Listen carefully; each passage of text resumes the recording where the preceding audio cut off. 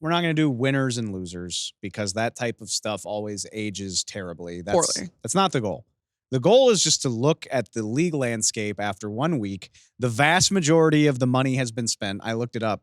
Something like $2.5 billion in contracts. That's total contracts. That's not guarantees. Yeah, okay. So not all of that money is going to will be seen. Yeah. Okay. But still, $2.5 billion in contracts awarded in 4 calendar days. And what I want to do is not so much look at who won and who lost, but what the various strategies were, why they happened, how much money got spent, and for what reason. So we're not going to look at all 32 teams. We're just going to look at a selection of the different types, the big spenders, the moderate in there doing a little bit of work, and then the teams that just said, no, we're going to let this pass us by this Cowboys. year. Actually, we talked about the Cowboys with Ralph, so no. I know. I heard we're not going to talk about the Cowboys. We're not going to talk about the Cowboys, even though they set the standard for it this year and every year. Hey, no. They got a linebacker. We'll talk about some other teams. Okay. So let's start at the top because that's the funny money gets spent in the first few days. And my big takeaway is that there's 2 ways to spend a shitload of money in the NFL. Mm-hmm. And our top 2 spenders in 2024, the Atlanta Falcons and the Tennessee Titans, are perfect poster children for this because there's 2 ways to do it. You either buy a starting quarterback like the Falcons did with Kirk Cousins, or you buy everything else like the Tennessee Titans did. Sure. So we don't have to spend a ton of time on Atlanta. I think everybody gets it, but it is amazing. I think the Falcons have brought in 7 players, just 7. And they have spent $231 million in the process. Obviously, the vast majority of that going to Kirk Cousins. But I like what they've done here. Like, if you're going to call somebody a winner, the Atlanta Falcons, by adding Kirk Cousins, you bring in Darnell Mooney as probably your 3rd option in the passing game. Apparently, Kirk Cousins recruited. I mean, he knows him from the division, right? Yeah. Former Chicago Bear, former Minnesota Viking. He told him to come to Atlanta with him. I mean, that's your 3rd option. Drake London and Kyle Pitts are already there. You bring in Darnell Mooney. You trade for a guy like Rondell Moore, which that happened early Thursday. I love that move as just a very fast, versatile guy who can be your 5th option in the offense. Obviously, the vast majority of this is a $180 million contract for Kirk Cousins, but you can't deny the Falcons were a team that is still picking in the top 10 of the draft order, and now they are a favorite to win their division and factor into the NFC playoff race. It's interesting because I had a lot of conversations when I was in Indianapolis for the NFL Combine. Like, on paper, Atlanta seems like they're a quarterback away. Is Atlanta a quarterback away? And everyone was like, about to find out. But it also seemed as though that the consensus is that they are. And because of all those pieces that you just mentioned, and then on offense in general, you have such a well-rounded offense. Not only do you have those 3 receivers, you got Bijan Robinson in the backfield, who, again, this is also in an offense that Kirk Cousins is very familiar with because their offensive coordinator comes from that McVay tree that Kevin O'Connell does too. And this was a system that has worked for Kirk Cousins literally his entire career. So it just all seemed to kind of fit in with who Kirk Cousins is as a player and the fact that you have so much help and support for Kirk Cousins in this stage of his career, and he's probably going to need it. We're glossing over the fact that he's coming off of an Achilles injury on the wrong side of 35, and we don't know what kind of player he's really going to be, but is he going to need to do... That detracts from the hype, though. I don't like that. I know. I don't like that. That detracts from the hype. It is a worthwhile storyline, the hype, though. and I will say the hype has been phenomenal. All of the memes, you've got like Quavo coming out, welcoming Kirk. Kirk Cousins is about to be the face of Southern rap for the next couple of years, and I just really enjoy that. I need to see that to believe it. I think it's so funny. But it's a valid point. Like, I'm not saying the Falcons are going to win the NFC. I think the Niners and the Eagles are still very much the top tier of the NFC. But this was a team that had talent. The offensive talent speaks for itself. Even on defense, yeah, they need some pieces, but you have AJ Terrell. Jesse Bates signed there and had a phenomenal season. Yes, he did. Like you feel good about the Falcons roster, which is a great segue to the next team. The Tennessee Titans have been splashing cash like it's nobody's business on everything but quarterback. Somewhere Mike Vrabel is at a bar or probably on a beach drinking margarita, being like, they didn't spend like this when I was there. Well, here was the impetus for this. They've been busy throughout the week. You know, Tony Pollard, the former Cowboys running back, was one of the first signings of the free agency period. They dropped $50 million on a quality starting center in Lloyd Cushenberry. They get Chidobe Awuzie from Cincinnati for $36 million. All of that looks really good, and they were already big spenders. And then the coup de grace, a 4-year, $92 million contract for Calvin Ridley. $23 million a year for a guy who's 29 years old. I think Calvin Ridley's $50 million guaranteed. Which no disrespect to Calvin Ridley, because he's a quality player. He had 1,000 yards last year. He's been an All-Pro at one time in his career. But this is what people talk about when you say, like, the price is going up in free agency. Yeah. But so here's the funny thing. I look at it and I'm like, oh my God, Tennessee, what are we doing? Why are we spending all this money? Do yourself a favor. Go back through the Titans draft history over the last 5-6 years, and you will understand. You will understand, because this is what happens when you don't hit on your draft picks. Right. Jeffrey Simmons is a phenomenal defensive tackle in Tennessee. Other than that, the draft history is pretty bleak. Not great. And Derrick Henry departs for Baltimore. The other big homegrown success story is not there anymore. This is the world you're living in when you miss on enough drafts. And so I don't know how well all of these contracts are going to age for Tennessee. Right. But in order to field a competitive roster when you haven't hit on multiple years worth of drafts, this is what it looks like. Well, Tennessee did something that I was hoping the Bears were going to do, and I guess the Bears kind of did, although they're 1 foot in, 1 foot out, where they got an experienced center, a really good center. I like one of Lloyd the best Cushenberry a lot. Centers that was available in this free agency carousel to take the workload, at least some of it, off of the plate of a young and developing quarterback, which they have in Tennessee, clearly.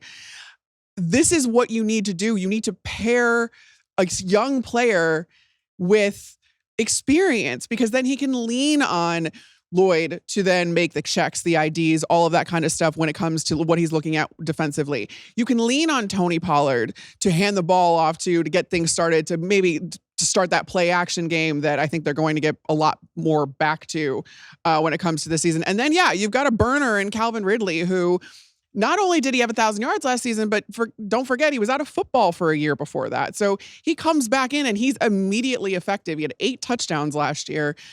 This is what you need to do to develop a quarterback. And that's what the Tennessee Titans are going to try to do. And now, is it right? I don't know. Or is Atlanta's approach right, where you get the proven quarterback and then you try and surround him as much as possible, but at least you have a baseline of 8 to 10 wins in a season with him? I don't know.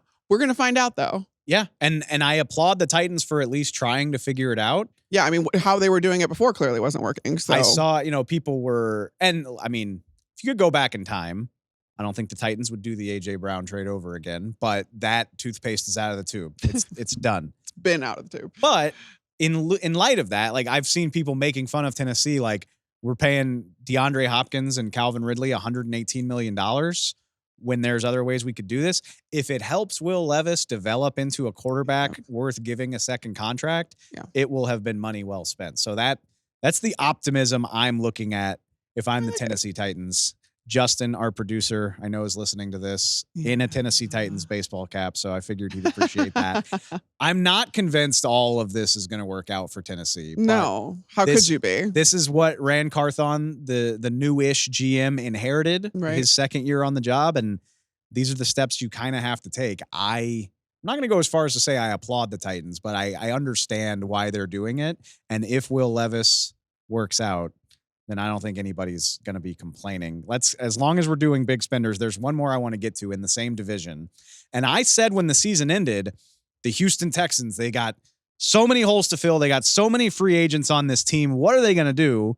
Well, they went out and spent a lot of money. They did. That's what they did. And all of a sudden, they went from dark horse to, with the moves that they've done, are they real contenders in the AFC? They brought back Dalton Schultz before free agency, tight end on a smart deal. Your buddy, my friend of the show. Shout out to the Schultzes. They bring in Danielle Hunter. They basically swapped Jonathan Grenard and for Danielle Hunter. I know. They trade for Joe Mixon, who is probably closer to the end of his prime than not. He's definitely closer to the end of his prime. Definitely close to the end of his prime. Still can be a very useful running back.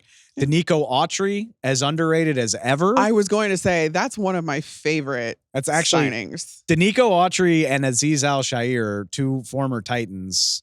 I'm guessing the fact that the Texans share a division with Tennessee is not a coincidence. D'Amico Ryan's beefing up his defense. They spent a lot of money, but I like all the signings that they've done. I do as well. And I want to push back a little bit on saying all of a sudden, because last year was the year that they went all in on the draft, getting both CJ Stroud and Will Anderson. And now this was the other piece. This was like, all right, we did everything we needed to do, and we were aggressive in the draft last year. This year is all about filling out those holes with a little bit more experience. And I love this team building strategy. And I absolutely think that the Houston Texans are one of the most complete teams, especially in that division, if not in the conference now. If CJ Stroud, of course, continues the play that we saw from last year. That's a given. But I mean, these guys, my very first reaction, especially when they got to Danielle Hunter, was, wow, the Texans are scary. They are. And with a guy like D'Amico Ryan's in charge of this defense too, and having the offensive production that they got, I have to imagine that they're going to still, get some guys in the draft as far as weapons for CJ Stroud. But at the same time, you can lean on this defense, and this defense is going to get after opponents and give CJ Stroud the ball back. And keep in mind, they still have a first-round draft pick thanks to the Deshaun Watson trade. Even though they did the trade with Arizona to get Will Anderson, they still have a first-round pick. This year. This is the fun of trying to make a podcast while free agency is still going on. What happened? We're going to pivot. I'm going to tell you live. Oh, God. We're going to pivot. We were already planning on discussing a team in your division, the Detroit Lions. What do they do now? We were going to talk about them anyway because they've done some interesting things. Tell me. They just signed DJ Reader. Yes. Oh my God. That's so exciting. I really thought he was going to stay in Cincinnati. That's incredible. Brad Holmes has been wanting another guy on the interior. I talked about when we knew that DJ Reader was on a plane to Detroit, I talked about the fact that now this Detroit defensive line includes Aiden Hutchinson on one side, hopefully a healthy Marcus Davenport on the other, and you have DJ Reader as a part of the interior rotation. Aleem McNeil is still there as well, right? I was going to say part of their interior rotation because you still have Aleem McNeil, you still have a pretty decent rotation up front there.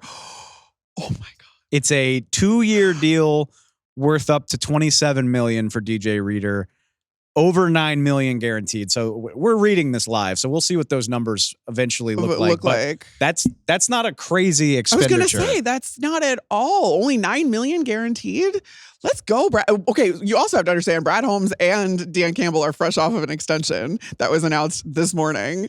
So that's quite the way to celebrate. I am so happy for the Detroit Lions, and they know this division is going to be tough. Not only do they know it's going to be tough, but they also know that they're in their window. Like the Detroit Lions, I mean, let's be real about it. They should have made the Super Bowl. They should have. They choked. I was there. I know. I was there at the NFC Championship game. I witnessed it live. And so it wasn't fun to see. So we were going to talk about them anyway and just add this to the list. They've done so many smart things this free agency. They bring back Emmanuel Mosley on an affordable deal. We'll see what's up We'll see if he can stay healthy. We'll see what's up with his health. Amik Robertson, another corner. Love that for depth. So, and what did they not have in the secondary last year? Depth. And then they trade a 3rd-round pick for Carlton Davis out of Tampa Bay. Right.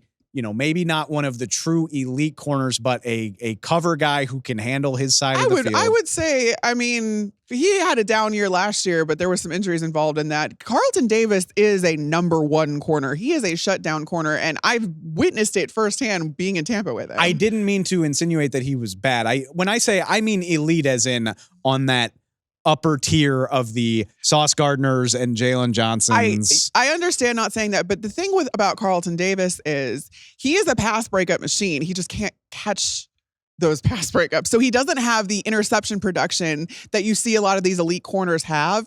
But at the same time, Carlton's coverage grades and the way that he's able to affect the ball and affect the pass is up there with the best of them. And I loved this signing for Detroit when it happened. And I loved it for Tampa too, getting the 3rd round pick back, because I know that Todd Bowles and his staff can absolutely pluck another starter out of the 3rd round for that secondary. This was exactly what Detroit needed to do, and they went out and did it. I really like what they did in free agency. It was pretty modest, even with this DJ Reader thing, but it helped them get tangibly better. They bring back Graham Glasgow on a easy, very inexpensive extension. The big question, really the only question for me, is they lose Jonah Jackson right, to the Rams. What do they do at that spot? But I don't have a problem saying, and this is before the draft where they can still add talent. Right. I don't have a problem saying the Lions are better on paper than the team that should have won the NFC Championship game. And they did it without overextending themselves from a resource standpoint. So good on you, Lions.